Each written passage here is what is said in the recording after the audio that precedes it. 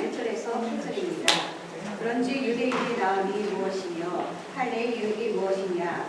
범사에 많으니 우선은 그들이 하나님의 말씀을 맡았음이니라. 어떤 자들이 믿지 아니하였으면 어찌하리요? 그 믿지 아니하니 하나님의 믿으심을 피하겠느냐? 그럴 수 없느니라. 사람은 다 거짓되되 오직 하나님은 참되시다 할지어다. 기록된 바 주께서 주의 말씀에 의롭다함을 얻으시고 판단하실 때 이기려 하시니라 함과 같으니라. 그러나 우리가 하나님의 의를 드러나게 하면 무슨 말하리요? 내가 사람의 말하는 대로 말하노니 진노를 내리시는 하나님이 불의하시냐? 결코 그렇지 아니하니라. 만일 그러하면 하나님께서 어찌 세상을 심판하시리요? 그러나 나의 거짓말로 하나님의 참되심이 더 풍성하여 그의 영광이 되었다면 어찌 내가 주인처럼 심판을 받으리요? 또는 그러면 선을 이루기 위하여 악을 행하자 하지 않겠느냐? 어떤 이들이 이렇게 비방하여 우리가 이런 말을 한다고 하니 그들은 정죄받는 것이 마땅하니라. 아멘.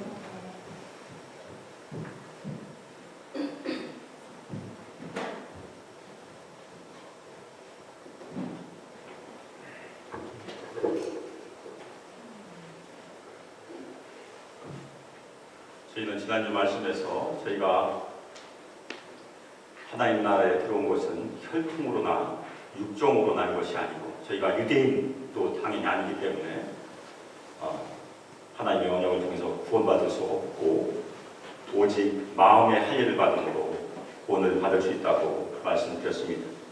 진정한 유대인은 성령 하나님에 의해서 마음의 할례를 받은 사람이 되리다. 저희가 다 마음의 할례를 받았습니다. 아멘입니까? 아멘. 그것이 복음이에요. 전혀 하나님을 믿을 만한 그런 근거가 없는 사람들을 하나님께서 불러주시고 은혜로 구원하신 것이 복음의 내용입니다. 하나님께서 저희를 미리 아시지 못하면 저희는 하나님을 절대 알 수 없어요. 내 힘으로 예수를 믿었다 하는 사람들은 가짜입니다. 그건 성경이 믿지 않아요. 하나님의 은혜로만 구원받습니다. 그것이 복음의 말씀입니다. 오늘 말씀에서는 지난주에 말씀드렸던 그 유대인들에 대해서 다시 한번 바울이 얘기하는데 특별히 하나님의 심판은 절대 편파적이지 않다. 불공평하지 않다. 하나님의 심판은 언제나 의로우시다라는 말씀을 아주 강력하게 증거합니다. 그런데 그 말씀을 증거하기 위해서 오늘 말씀을 보면 유대인들의 공격하는 그런 반대 의견들이 항상 있었어요. 바울을 끊임없이 공격했던 그 공격자들의 반대 의견을 먼저 제시하고 그것에 대한 답을 제시하고 하나님께서 의로우시다는 진리를 선포합니다. 그것이 4가지 답변으로 되어 있습니다. 첫 번째는 지난주 말씀에서 외면적인 유대인은 아무것도 아니다. 할례도 아무것도 아니다. 그 얘기하면 당연히 반대 의견이 무엇이겠습니까? 유대인들은 그러면 어떤 장점과 할례는 어떤 유익이 있을까? 그런 질문이 당연히 나올 것이고 그 얘기입니다. 그래서 1절 말씀에 보면 반대 의견이 제시됩니다. 겉으로 유대인인 것과 할례 외면적으로 받은 것이 아무 유익이 없다면 하나님의 심판을 피하지 못하게 한다면 유대인들의 장점은 아무것도 없다는 말인가? 할례는 아무 유익이 없다는 말인가? 구약은 아무런 효력이 없다는 말인가? 그렇게 질문할 수 있어요. 그 대답에 대한 구절이 2절 말씀입니다. 범사에 많다고 얘기해요. 그 많은 내용은 나중에 저희 로마서에서 확인할 것입니다. 그런데 그 중에 많은 리스트가 있는데 그 중에 첫 번째 하나만 제시합니다. 첫 번째는 유대인들이 하나님의 말씀을 맡았다고 얘기합니다. 유대인들의 장점은 하나님의 말씀을 맡은 것이다. 거꾸로 얘기하면 하나님은 어떤 하나님입니까? 하나님은 말씀으로 자신을 드러내시는 하나님이세요. 우리가 연구하고 돌을 닦고 해서 깨우치는 하나님이 아니고 하나님께서 말씀을 통해서 아브라함과 이삭과 야곱, 모세, 다윗, 계속해서 하나님은 자신의 말씀으로 드러내셨습니다. 계시의 하나님이라는 것입니다. 하나님께서 말씀하지 않으면 우리도 전혀 믿을 수가 없습니다. 하나님께서 자신을 드러내셔야 신약의 백성들도 예수를 믿을 수 있습니다. 이 말씀은 일반적으로 구약 전체를 의미할 것입니다. 더 나아가서 바울이 지금 하나님의 말씀을 증거하고 있으니까 예수 그리스도를 통하여 선포된 말씀과 사도들에게 위탁된 예수 그리스도의 말씀도 여기 다 포함이 됩니다. 유대인들은 수천 년 동안 하나님의 말씀을 위탁하고 있었습니다.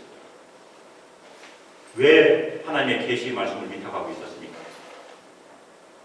마지막 때에 오실 메시아 예수 그리스도께서 계시의 완성되심을 증거하기 위해서 말씀을 맡았던 것입니다. 물론 유대인들이 하나님의 말씀을 맡은 장점이 있지만 책임도 분명히 있었어요. 하나님께서 아브라함을 부르실 때 아브라함을 복을 주시고 아브라함을 불러주셨지만 아브라함에게 주신 하나님의 책임이 무엇입니까?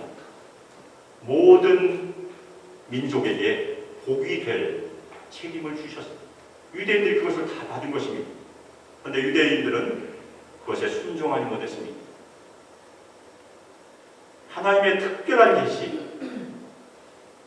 여호와 하나님을 계시한 그 말씀을 유대인들에게 위탁했고 그 말씀을 보존하게 했고 말씀을 전수하게 했어요. 유대인들은 성경을 필사하다가 여호와 하나님이라는 구절이 나오면 온 매무새를 정결하게 하고 절을 했다고 합니다. 그 정도로 하나님을 경외했던 사람들이 있었어요. 그리고 궁극적으로 유대인들이 해야 될 일이 무엇입니까? 말씀에 전심으로 순종하는 모범을 보여야 모든 이방인들이 유대 민족으로 말미암아 복을 받게 되어 있습니다. 그런데 그것에 실패했어요. 우리는 옛 언약의 백성들이 아닙니다. 혹시 여기 유대인들 혹시 있습니까? 피가 좀 섞였다고 생각하시는 분 있어요? 중국에는 있어요. 옛날에 흩어졌던 유대인들 중국에 가서 얼굴은 중국 사람이지만 본인들이 유대인이라고 주장하는 사람들이 있습니다. 이디오피아에는 진짜 유대인들이 있어요. 근데 한국에는 이런 얘기는 듣지 못했습니다. 우리는 옛 언약의 백성이 아니고 예수 그리스도의 피로 말미암아 맺어진 새 언약의 백성들입니다. 우리는 혈통과 육정으로 그리스도인들이 된 사람은 아무도 없어요. 마음의 할례를 받음으로 우리 옛사람의 죽음으로 다 그리스도인들이 됐어요. 우리에게도 예수 그리스도의 말씀이 위탁되었습니다. 먼저는 사도들에게 위탁되었고 사도 후에 오는 예수 그리스도의 제자들에게 말씀이 위탁되었습니다. 만일 사도들과 제자들이 아니었으면 저희가 읽고 있는 이 신약성경을 닫기가 어렸을 것입니다. 많은 말씀의 수종자들이 진짜 있었어요. 그래서 우리가 지금도 구약과 신약 전체 성경 말씀을 보존하고 지키고 그 말씀에 따라서 순종하고 있습니다. 그럼 우리 새 언약의 백성들의 유익은 무엇입니까? 우리에게도 많은 유익들이 있을 것입니다. 그 중에 가장 큰 유익은 예수 그리스도를 믿음으로 하나님의 아들과 딸이 되었다는 것입니다. 구약에서는 하나님의 아들은 전체적으로 이스라엘을 의미해요. 그런데 신약에 보면 예수 그리스도를 믿는 하나님의 성도들이 하나님의 아들과 딸로 변화되게 됩니다. 저희가 하나님의 아들과 딸이에요. 우리가 예수 그리스도를 믿을 때 하나님께서는 하나님의 자녀되는 것을 다 주십니다. 아멘입니까? 그것이 우리의 장점이에요. 유대인들도 언약을 받고 책임을 가졌던 것처럼 우리에게도 책임이 있습니다. 먼저 우리에게 복음을 전해준 가장 중요한 이유는 복음을 우리만 가지고 있지 말고 그 복음의 말씀을 전파로 주신 것입니다.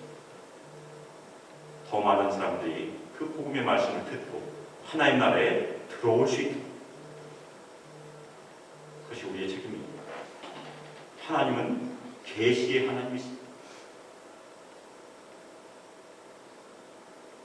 두 번째, 3절에 가면 또 하나의 반대 의견이 제시됩니다. 그래서 이 반대 의견을 통해서 사도 바울은 하나님께서는 자신의 말씀에 진실한 분이시다, 신실한 분이시다, 그 말씀을 증거합니다. 3절 말씀 보면 어떤 자들이 믿지 아니하였으면 그들의 믿지 아니함이 하나님의 신실함을 패하지 아니하겠느냐, 그렇게 질문해요. 이 어떤 자들은 유대인들 중에 어떤 자들입니다. 유대인들은 하나님의 선택된 백성이기 때문에 하나님의 심판에 면제될 것이다, 그렇게 믿었어요. 그런데 사도 바울은 그게 아니다라고 가르쳤어요. 유대인 중에 어떤 사람들은 구원받지만 어떤 사람들은 구원받지 못한다. 실제 이 복음이 증거될 때도 그런 일이 있었어요. 유대인들 다 믿지 않았습니다. 오히려 하나님께서 불러주신 어떤 믿는 사람들이 누구입니까? 사도들과 제자들이. 그러니까 유대인들이 공격을 할 수 있습니다. 자신들의 하나님의 언약을 가지고 있는데 왜 어떤 믿지 않는 사람들이 존재하냐? 하나님께서 주신 언약에 하나님 스스로가 신실하지 못한 것이 아니냐, 그렇게 공격할 수 있습니다.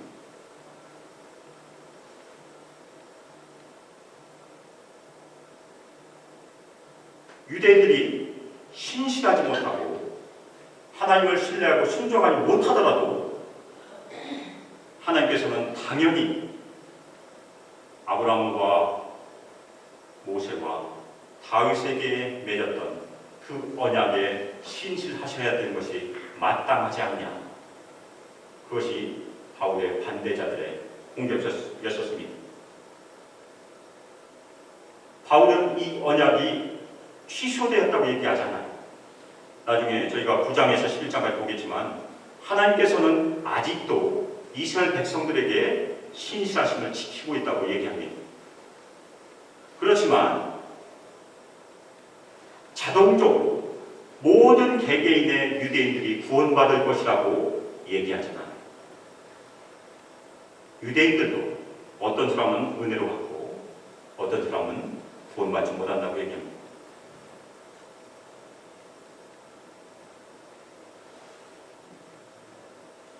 비록 유대인들의 주장과는 똑같지 않지만 현대에도 예수 그리스도를 통한 구원의 복음을 훼손하려는 많은 질문들이 있어요.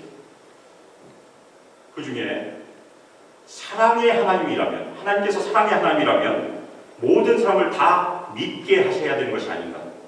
모든 사람을 당연히 구원하셔야 되는 것이 아닌가?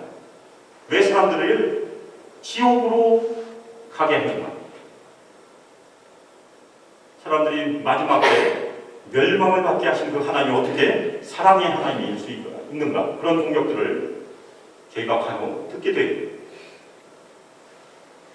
또 하나, 예수님께서 모든 사람의 죄를 다 지시고 십자가에서 죽으셨다면 사람들은 당연히 자동적으로 구원받아야 되는 것이 아닌가?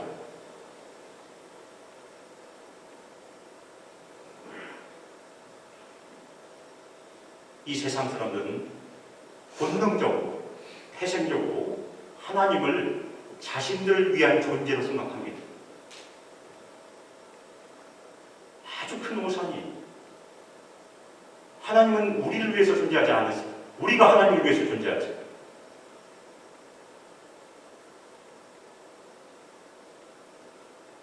이런 생각들은 성경에 절대 게시되어 있지 않습니다. 하나님 중심적인 생각이 아니고 우리들의 이성적인 생각과 철학으로 만들어진 가짜 얘기들이에요. 밴딩머신처럼 생각하는 경우가 많이 있습니다.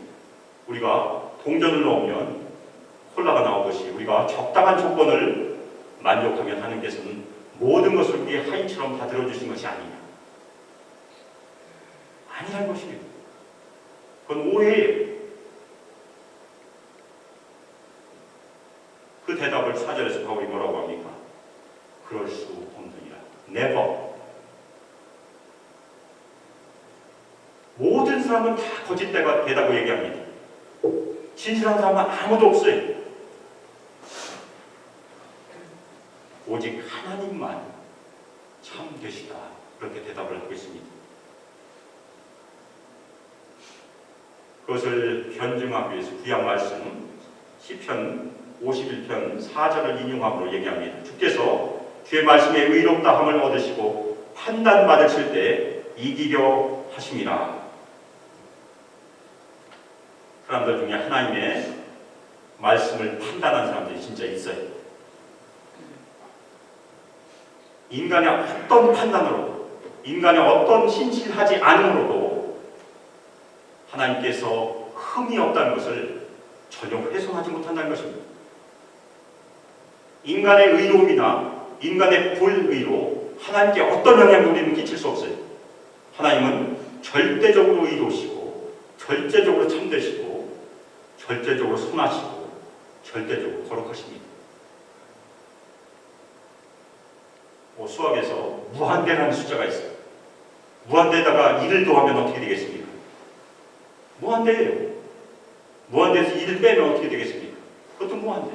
아무 영향이 없어요. 엄청난 바닷물에다 저희가 한 컵 물을 더한다고 해서 무슨 영향이 있겠습니까? 하나님의 거룩하신 속성은 그런 속성이라는 것입니다. 우리의 인간의 기준으로 우리의 속성을, 하나님의 속성을 전혀 좌지우지하지 못합니다. 하나님께서 하신 것은 모두 다 의로우십니다.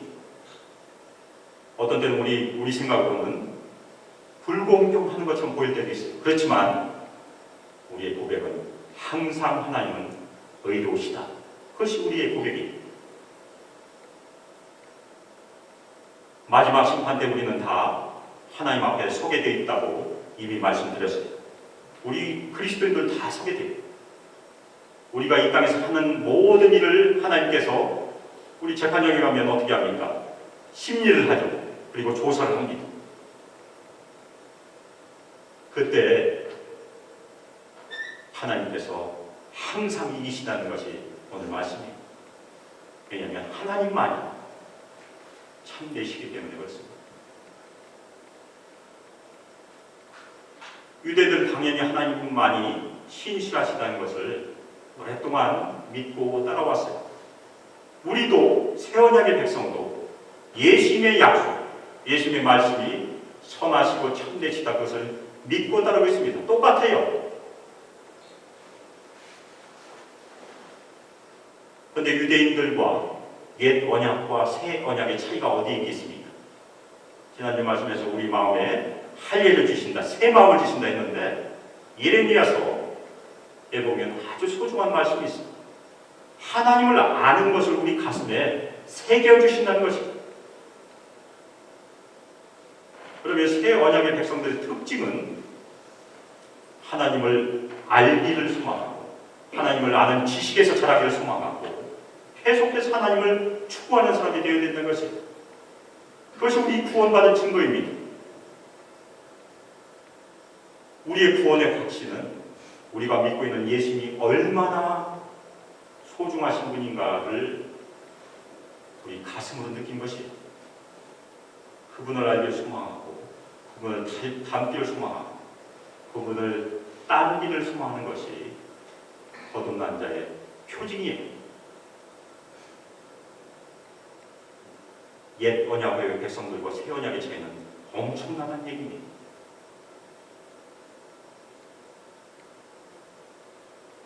우리 모든 성도들 내일 예수님 안에서 하늘의 기쁨을 찾으시기를 누리시기를 예수님 이름으로 축원합니다. 하나님은 언제나 참되세요. 우리가 하나님과 논쟁에서 이길 수 있는 사람은 아무도 없습니다. 세 번째 바울이 제시하는 진리는 심판에 대해서도 하나님은 의로우시다 선포해요. 물론 의롭다는 것은 심판에만 적용되는 것이 아니고 구원에도 적용이 됩니다. 우리가 예수 그리스도의 의를 받는 것이 구원의 의예요. 심판에서도 반드시 의로우시고 하나님께서는 구원에서도 반드시 의로우십니다. 세 번째 질문 5절에 나옵니다. 그러나 만일 우리 불의가 하나님의 의를 드러나게 하면 우리는 무슨 말 하리요? 굉장히 어려운 말씀이에요. 유대인들이 자신들의 불의로 하나님의 의를 드러나게 할 수 있다는 그런 공격을 지금 하고 있습니다. 그러면 그 이면에 있는 유대인들의 생각이 어떻겠습니까?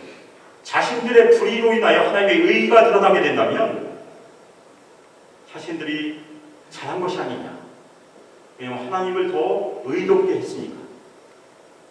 그런데 왜 우리는 하나님의 진노를 받아야 되냐? 진노를 받을 필요가 없는 것이 아니냐. 그런 공격. 자신들의 행위가 하나님의 의를 좀 높이고 아니면 낮추고 할 수 있는 영향을 미칠 수 있다고 생각하는 것입니다. 엄청난 착각이.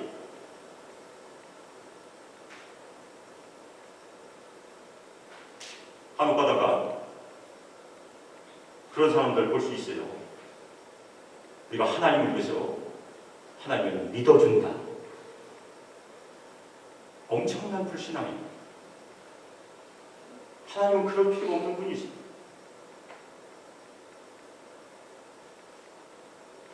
인간의 의나 인간의 선함이나 인간의 참됨이 하나님의 의와 하나님의 선하심이나 하나님의 거룩하심을 전혀 높이거나 낮출 수 없다는 얘기입니다.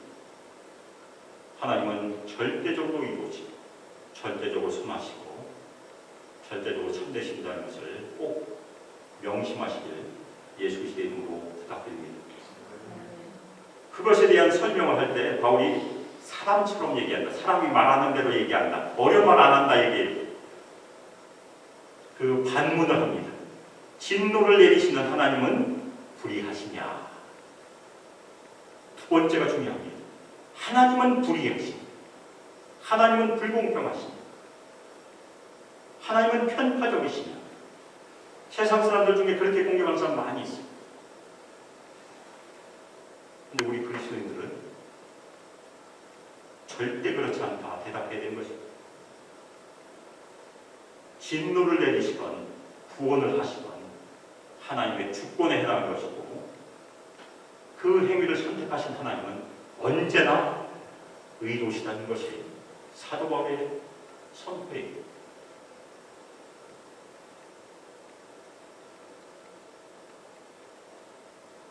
그래서 6절에 결코 그렇지 않다. 그렇게 얘기합니다. 불의를 행한 사람들에게 진노를 내리시는 하나님은 언제나 의로우시다. 만일 하나님께서 불의를 행한 사람들에게 진노하지 아니하시면 어떻게 세상을 심판할 수 있는가? 오히려 반문합니다. 하나님께서 유대인들을 공평하게 심판하지 아니하시면 어떻게 이방인들을 심판할 수 있겠습니까? 그것이 사도 바울의 반문입니다. 따라서 저희가 이미 살펴봤던 것처럼 인간의 불의에 대해서 진노로 고응하시는 하나님의 심판은 유대인들이나 이방인들이나 다 공평하다. 그것이 사도 바울의 선포입니다. 우리 그리스도인들도 다 하나님 심판대 앞에 서게 되어 있습니다. 그 사실을 저희가 늘 명심하고 하나님을 경외함으로 이 땅에 사시기를 예수 그리스도의 이름으로 축복합니다. 마지막 7절과 8절을 보면 심판이 의로우시다. 여기에 약간 말을 바꿔서 얘기합니다. 심판이 참되시다 그렇게 선언합니다. 그런데 이것은 훨씬 더 극단적인 경우에 앞에는 자신들의 불의함을 하나님을 좀 더 의롭게 했으면 우리가 진노에서 면제받아야 되는 것이 아니냐 그런 질문이었다면 이것은 더 심합니다. 나의 거짓말로 하나님의 참되심이 더 풍성하여 하나님의 영광이 되었다면 내가 어찌 죄인처럼 심판을 받게 되겠는가 그런 질문이에요. 내가 잘했는데 하나님의 영광을 드러냈는데 비록 내가 불의를 저질렀지만 그 불의 때문에 하나님의 영광이 더 드러났다면 나는 심판을 받지 않아야 되는 것이 아닌가 그렇게 질문합니다. 더한 경우는 8절에 있습니다.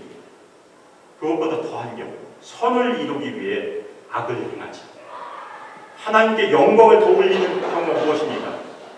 이 사람들의 주장은 점점 악을 더하면 하나님께는 더 영광이 되는 것이 아니냐. 왜냐하면 불의를 행한 자들에게 하나님께서 계속해서 의로서 심판을 하니까 영광이 더 드러날 것이 아니냐. 우리가 열심히 죄를 쌓자 그런 사람들도 있다는 것입니다. 심지어는 바울의 복음이 그런 것을 포함하고 있다고 그렇게 궤변을 퍼뜨린 사람들이 있었습니다. 그런 사람들에게 바울의 대답은 아주 간결해요. 하나님의 복음을 왜곡하는 자들은 정죄받아 마땅하다. 예나 지금이나 복음을 왜곡하는 자들에게는 하나님의 저주가 있습니다. 사도 바울의 결론은 전도하다 보면 여러 사람들 만납니다. 그 중에서 간혹 만난 사람들이 무엇입니까? 예수 믿고 구원받아라 하면 이 세상의 삶이 너무나 즐겁기 때문에 마음대로 그 세상 재미 누리다가 마지막 때 죽기 바로 직전에 그때 예수 믿고 천국 가면 좋지 않겠냐 대답하는 사람들이 간혹 있어요. 예수님의 십자가 옆에 못 박혔던 그 강도도 그렇게 구원받지 않았니? 또 우리 그리스도인들 중에 계속해서 죄를 쌓다가 1년 동안 쌓다가 부흥회 가서 열심히 회개하고 눈물 흘리고 한꺼번에 다 죄 고백하고 은혜 받으면 더 좋지 않겠냐? 만약 그렇게 생각하면 하나님께서 뭐라고 대답하시겠습니까? 누구 마음대로라고 하실 거예요. 우리가 하나님을 절대 조종할 수 없습니다. 자신들의 마음대로 하나님을 조종할 수 있다. 하나님을 바꿀 수 있다 생각하는 것이 우리의 우상이에요. 우리는 예수 믿기 전부터 다 선입관들이 있어요. 하나님에 대한 선입관. 그 선입관들이 쉽게 사라지지 않습니다. 그래서 우리 원하는 대로 하나님을 만나죠. 심지어 예수님도 만나죠. 우리 스스로 자기 중심적으로 생각하고 고백하는 것은 다 가짜입니다. 입술만의 고백, 립 서비스가 부릅니다. 그것은 하나님께서 주시는 은혜가 절대 아니고 값싼 의미가 되는 거죠.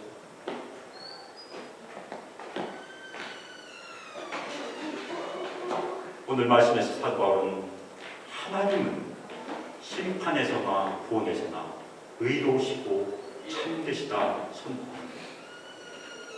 그 의로우심과 심판에 대해서 우리는 아무 말 할 수 없습니다. 우리의 불순종이나 순종 때문에 하나님의 절대적인 속성 우리가 좌지우지하지 못합니다.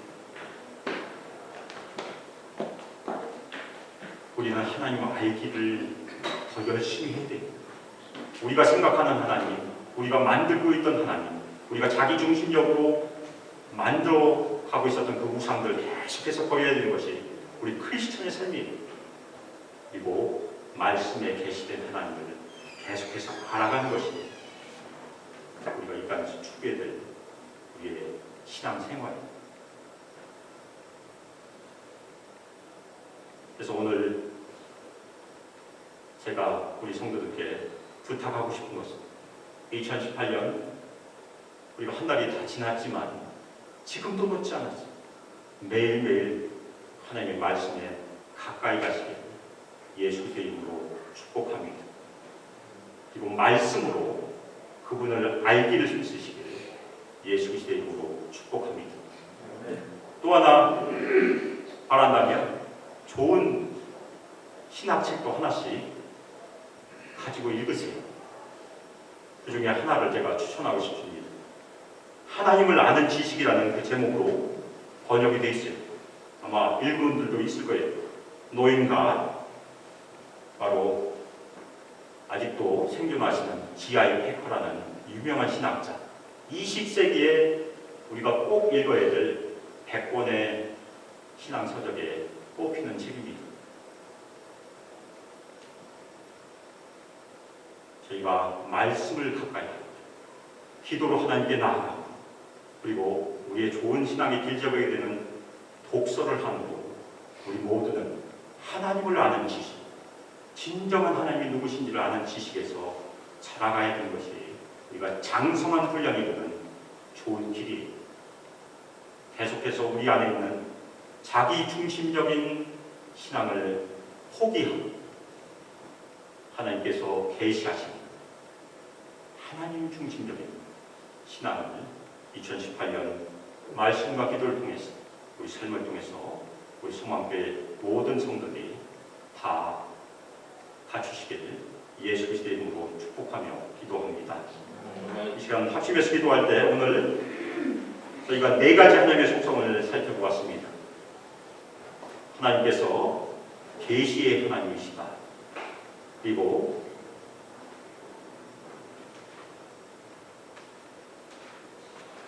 하나님은 자신의 말씀에 신실하시고 심판에 의로우시고 심판에 참되시다.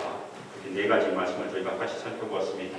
그 하나님 저희가 이 땅에서 늘 알기를 소망하고 특별히 하나님께서 이 땅에 계시로 마지막 때 보내주신 예수 그리스도를 알기를 계속해서 저희가 열심을 다해 그분 알기를 소망하는 우리 삶을 주님께서 인도해 주시길 합심해서 기도하고 우리 소망교회가 하나님의 말씀으로 그리고 하나님 중심에서 그리고 기도로 부응하는 복된 교회로 우리에게 복을 부어주시길 같이 이 시간 합심해서 기도하겠습니다. 기도하겠습니다.